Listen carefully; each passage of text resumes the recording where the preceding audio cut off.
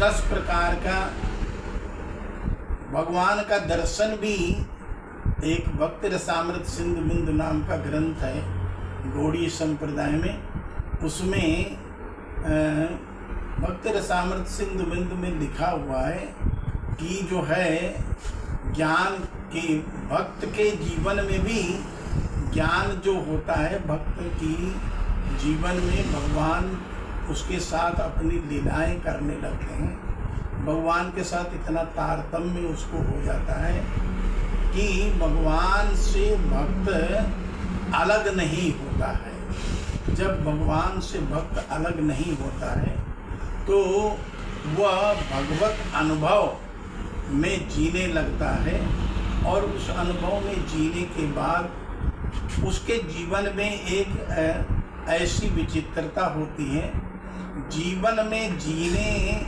के साथ साथ उसको अपने जीवन के प्रति संशय नहीं रहता, उसको अपने जीवन के प्रति भ्रम नहीं रहता है। कैसा भ्रम? हाँ मेरा क्या होगा, हाँ मेरा शरीर का क्या होगा, कब होगा, कैसे होगा, यह सब बात जो आती है ये शरीर स्थूल में मन बुद्धि के आस्थावान होने के कारण आती है।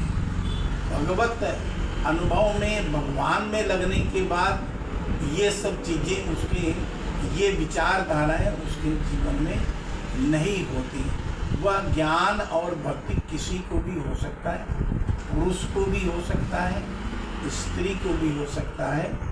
इसके लिए स्त्री पुरुष की बात महत्वपूर्ण नहीं है। इसके लिए महत्वपूर्ण है वो अपने साधन मार्ग में कितना लगन पूर्वक चलता है। संसार की वासना, संसार की जो तृष्णा है, संसार की जो आकांक्षा है, वो भक्त के जीवन में भी नहीं होना चाहिए और ज्ञानी के भी जीवन में नहीं होना चाहिए। तो अगर दोनों के जीवन में रहती है संसार की वासना, आकांक्षा, तो न तो मतलब ज्ञान ही हो पाएगा और न भक्ति ही हो पाएगी, भगवत अनुभव भी नहीं हो पाएगा, भगवत अनुभव भी नहीं हो पाएगा।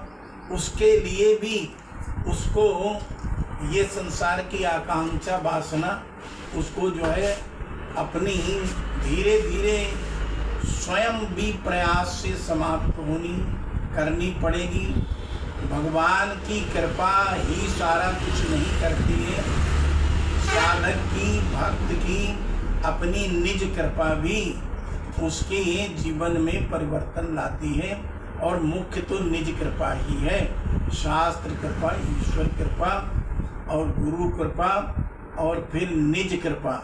अगर निज कृपा ढीली है, अगर निज कृपा हम तत्पर संयतेंद्रिय तत्पर नहीं हैं, तो तत्पर हुए बिना संसार की इच्छाएं, संसार की योजनाएं बिना निरस्त किए हम साधन मार्ग की तरफ, न भगवान के प्रेम की तरफ आगे बढ़ पाएंगे, न ज्ञान के द्वारा ही हम आगे बढ़ पाएंगे।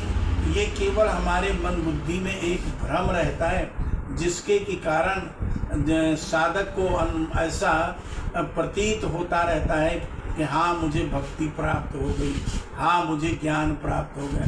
बोलो वृंदावन बिहारी लाल की।